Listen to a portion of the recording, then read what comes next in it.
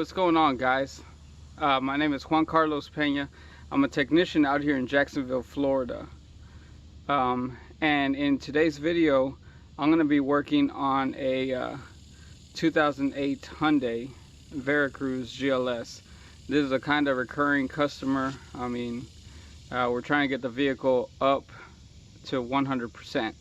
Right now it's doing pretty good, you know, but we want to get everything right because we want this vehicle to last as long as it possibly can for the customer. You know, save the money in the long run. So let me tell you that the complaint is that the customer has been having issues shifting out of park or out of drive to put it back into park, having issues with the shifter basically. And what I have traced this back down to is a clutch or safety neutral switch. Since this is an automatic, since this is an automatic vehicle, you know, it doesn't have a clutch switch, so it has a neutral safety switch, and this is what I have right here. Also referred to as a stop lamp switch. Okay, pretty basic. It's got this adjustment nut here, so you can set, you know, how deep it has to sit in there so that the brake pedal can make contact with this connector here, right? So you got that one adjustment, and then on the vehicle it's got another locking nut that would go on top of that, and then it would be the vehicle here in between. The only thing that I'm going to need is a 14mm wrench. This one's pretty easy.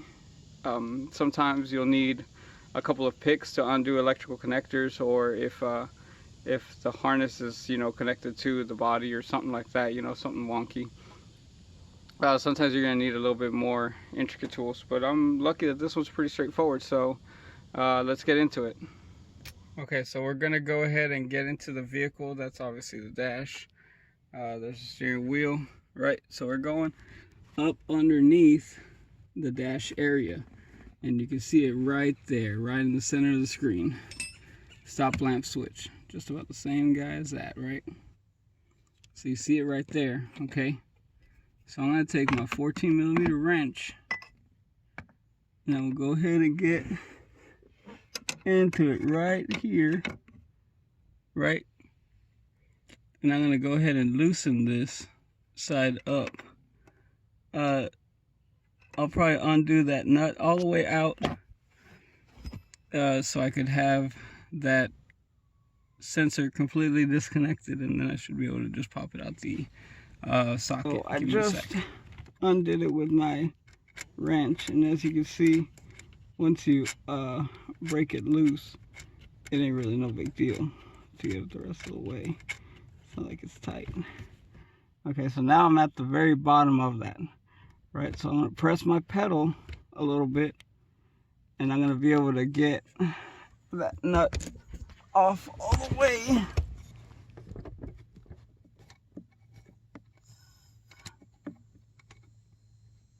see that? That nut's all the way off. Now we should be able to just kind of... So there's our switch. All I do was take my wrench and kind of wiggle this a little bit, and I'm able to get it, you know, all the way out. See, that nut just dropped, no big deal.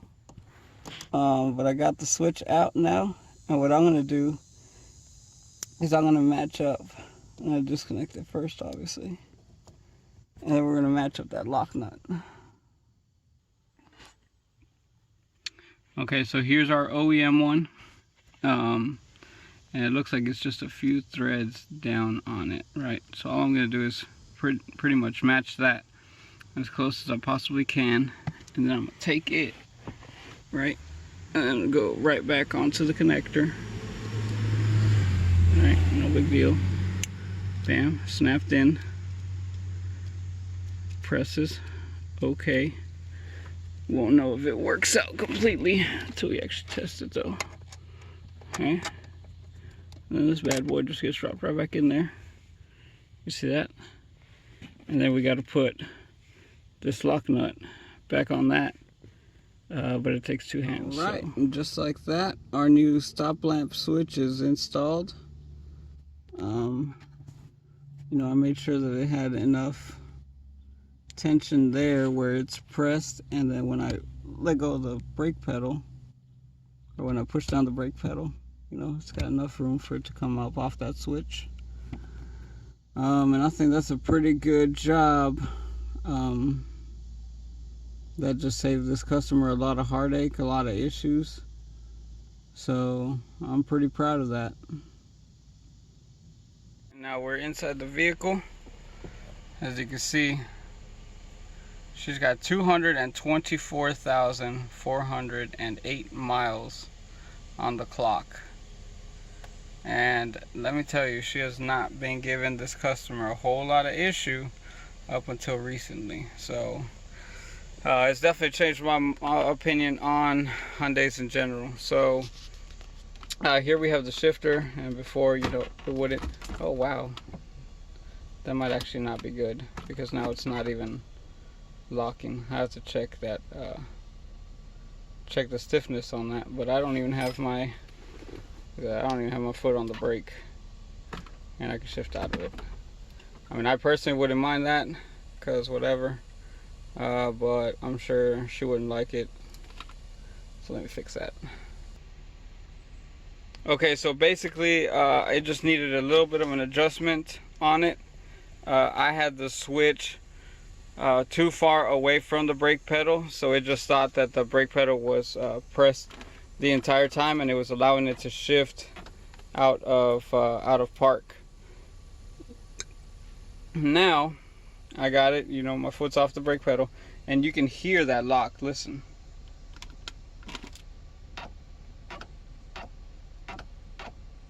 You hear that noise comes from down there, and that's because I can't shift out of park unless I have the brake pedal depressed,